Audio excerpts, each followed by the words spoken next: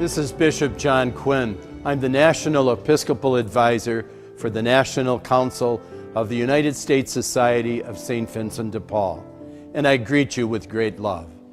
On April 23, 1813, Jean-Antoine and Marie Ozanam celebrated the birth of their fifth child, whom they named Antoine Frederick. I'm sure that they, like all parents, hoped for a good life for their son and had visions of his great achievements.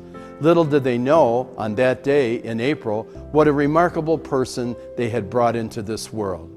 This year marks the 200th anniversary of Frederick's birth, an anniversary that should be celebrated by every member of the Society of St. Vincent de Paul.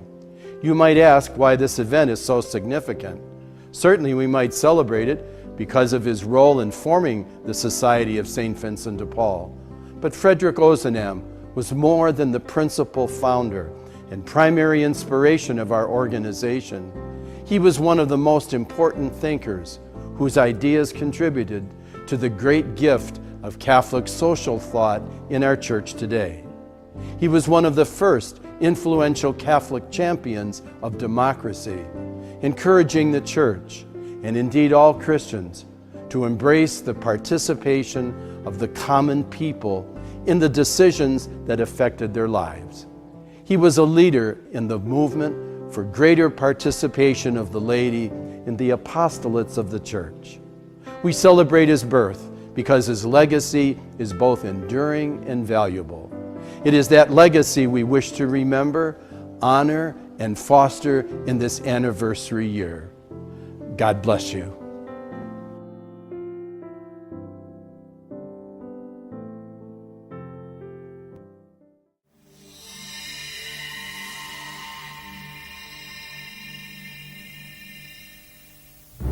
France, 1800, a new century. This was going to be the people's century, a century of liberty, equality, fraternity. 10 years earlier, the violence and bloodletting of the French Revolution had ushered in these brave ideals.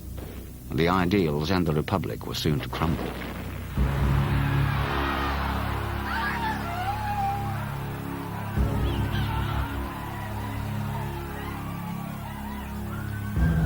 The ghettos of the unemployed, the factories run on child labor, the poor living in the new ugly landscape of the Industrial Revolution made France a hotbed of unrest.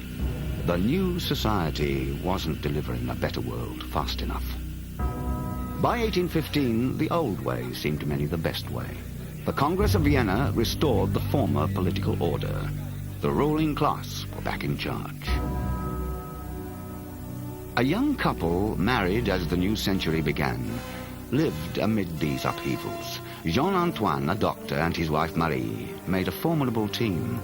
Together, they gave what time they could to the poor, providing medical care while raising their own family and trying to establish a medical practice. They would have 14 children. 11 would die. One of the survivors was Frederick Ozanam.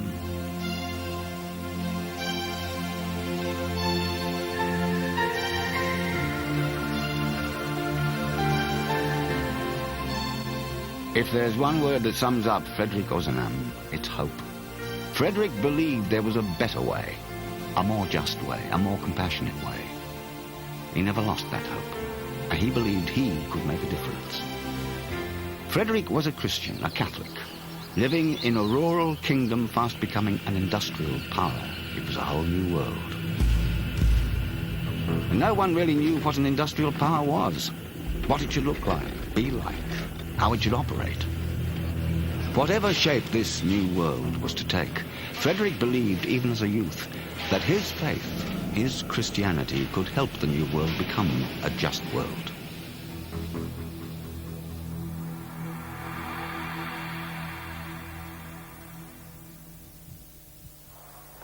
At 19, Frederick left home in Lyon for Paris. He was a country boy in a big city.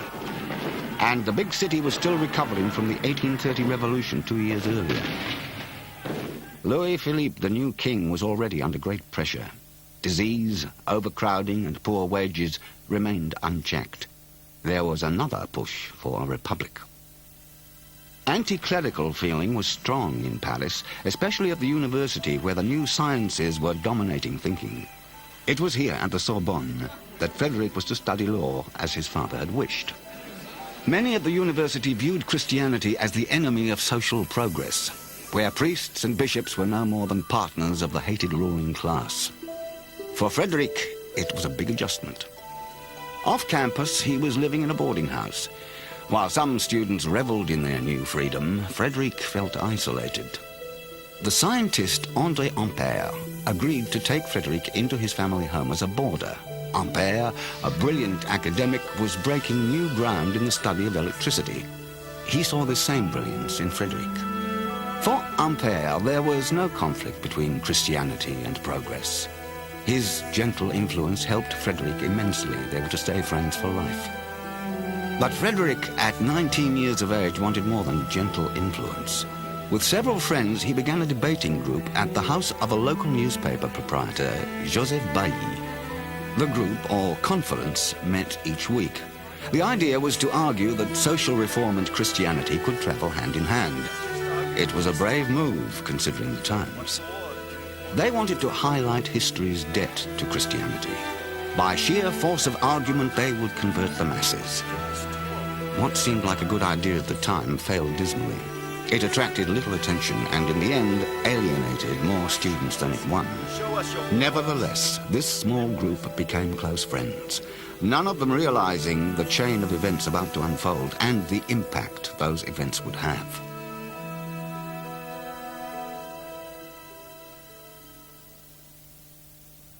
Across the other side of the city, in one of the slums of Paris, was a woman who would greatly influence Frederick. Sister Rosalie Rondeau was a daughter of charity. The daughters were an order of sisters founded by the famous French saint Vincent de Paul 200 years earlier. Rosalie was the Mother Teresa of 19th century Paris. For 50 years she worked with and for the poorest of the poor. Against her wishes, she was later decorated with the highest award in France, the Cross of the Legion of Honor. Joseph Bailly knew Rosalie. Bailly wrote to her in early 1833, "I am sending you two young men. Their charity is spirited, but they are young and impetuous. They need direction." The two young men were Frederick and his friend Auguste Le Taillandier. Auguste had grown tired of what he called the sterile words of the debating group. He wanted to help the poor directly. So did Frederick.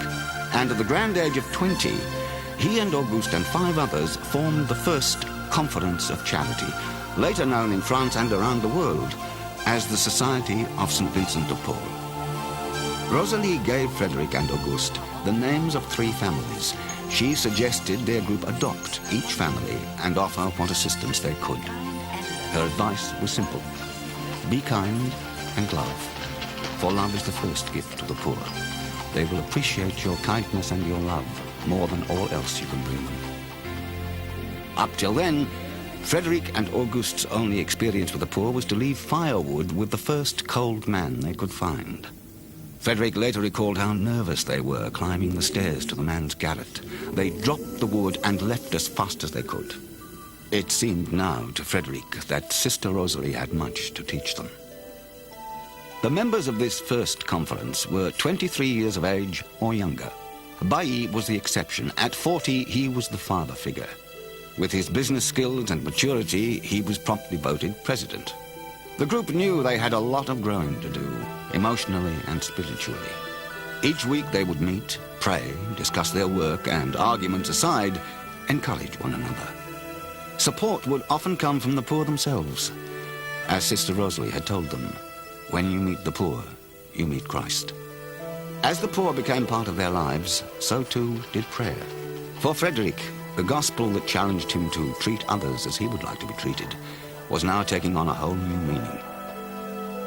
From that period onwards, Frederick would read something from the Gospels each day. He called it his daily bread. The challenge then, he said, was to put it into action. The growth in the number of conferences was staggering. By the time the last of these original members died in the final decade of the century, the Society of St. Vincent de Paul numbered more than 7,000 conferences in over 30 countries. In whatever measure they could, This small group had given their century liberty, equality, fraternity.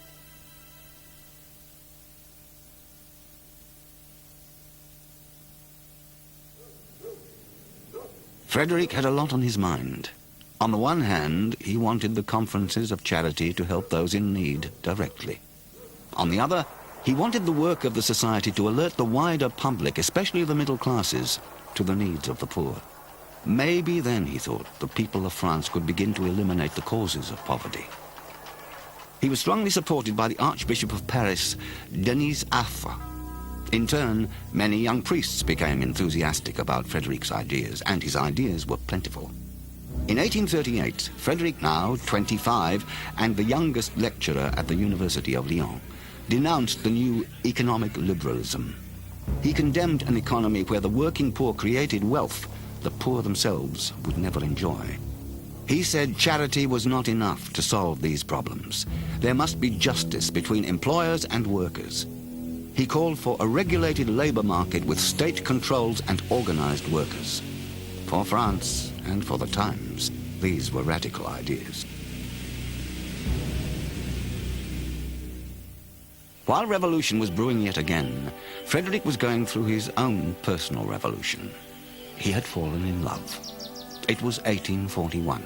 He was 28, and Amélie Toulacroix was very much on his mind. They married that year. Far from mellowing his passion for reform, married life seemed to encourage it. With Amélie's support, he accepted a lower salary with a position as lecturer at the Sorbonne. Here in Paris, he could be at the center of Catholic social action. By the following year, the Society of St. Vincent de Paul had 2,000 members in Paris alone. As Frederick noted, the conferences were now assisting 1 in 4 poor families in that city.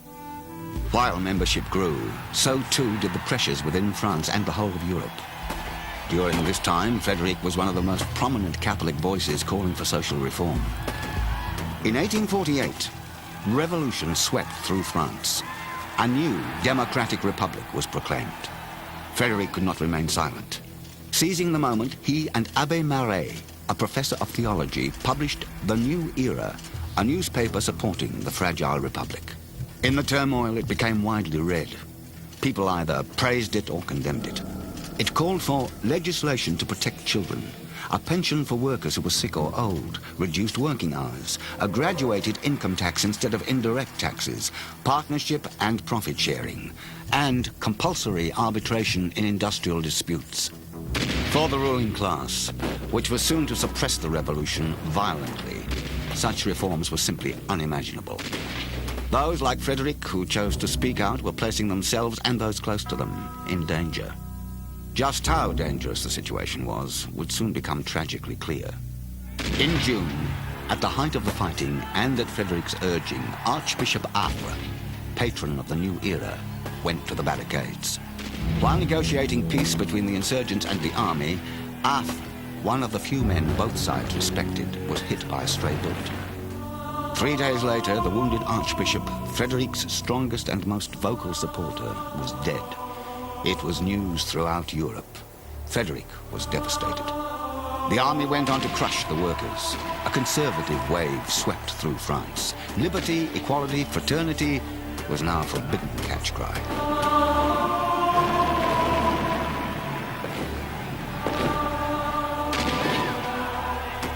The church found itself caught in the conservative tide, and with the death of the archbishop, it became virtually silent on social issues. Frederick's dream of a church that strongly promoted social reform was pushed into the wings. Frederick himself would not live long enough to see it return to center stage. Ironically, this same year saw the publishing of the then little-known Communist Manifesto. It will be 43 years before the church responded with its own social manifesto on the condition of the working class by Pope Leo XIII.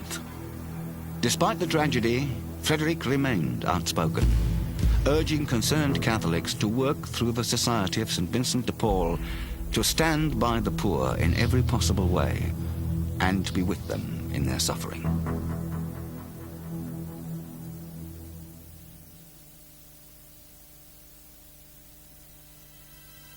The strain of recent events and repeated bouts of pleurisy were beginning to take their toll.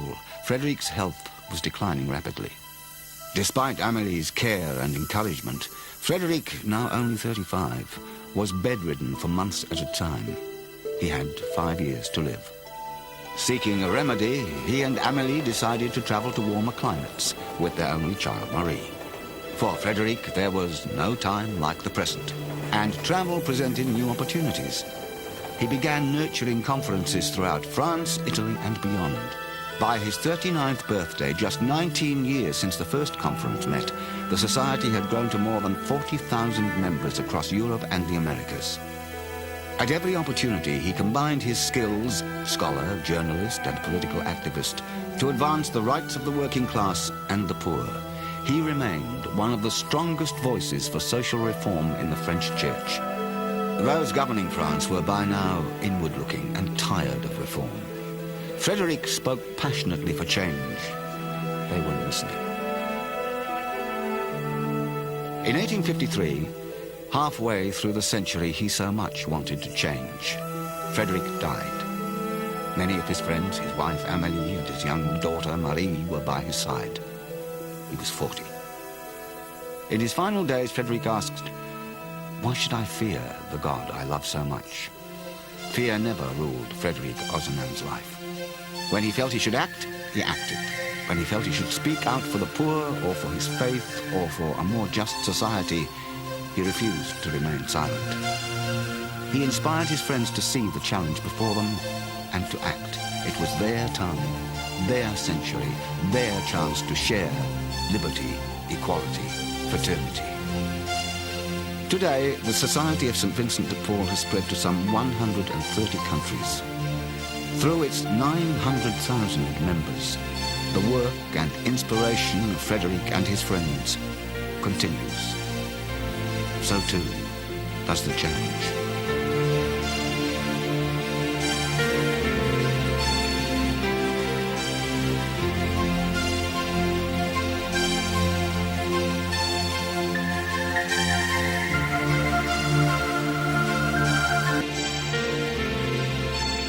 Hello, I'm Sheila Gilbert, President of the Society here in the United States.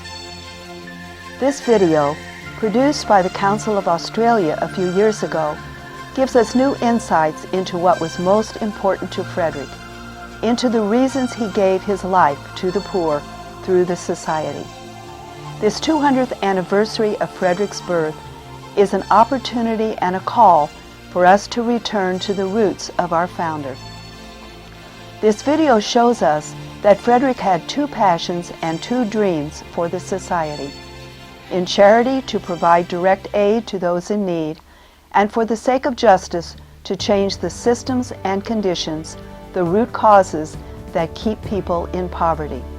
I invite you to take some time now to reflect and to discuss what we have just seen.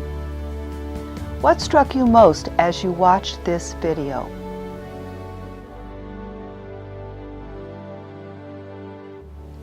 Did it change your understanding of our mission and vision for today?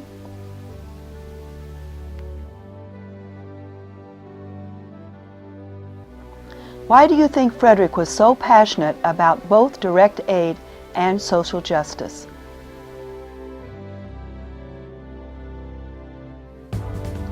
What comparisons do you see between Frédéric's time and ours?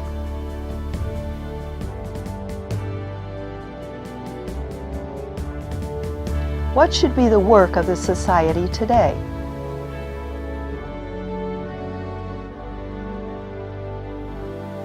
How do you see yourself being involved with our dual mission of direct service and social justice? At all levels of the Society, we are exploring and learning how best to walk the journey out of poverty with those we serve. We are discovering how to integrate both aspects of our mission so that we can begin to transform the lives of those we serve, remove barriers to sustainable lives, and create opportunities for the decent and happy lives for which we pray at our meetings. Over the next few years, you will have more resources, more understanding, and more concrete tools for this dual mission. For each of us, there is a choice and a decision. Please begin to pray about how you are called to respond. 200 years ago, Frederick Ozanam lived in a period of tremendous upheaval and change. Motivated by a deep commitment to his Catholic faith and love of his native land, he responded with vision and courage. Frederick's ideas radically changed the exercise of Christian charity and challenged unjust systems of his day. We are heirs to that legacy. It is our time to make a difference. Led by the Holy Spirit, it is our challenge to end poverty through systemic change.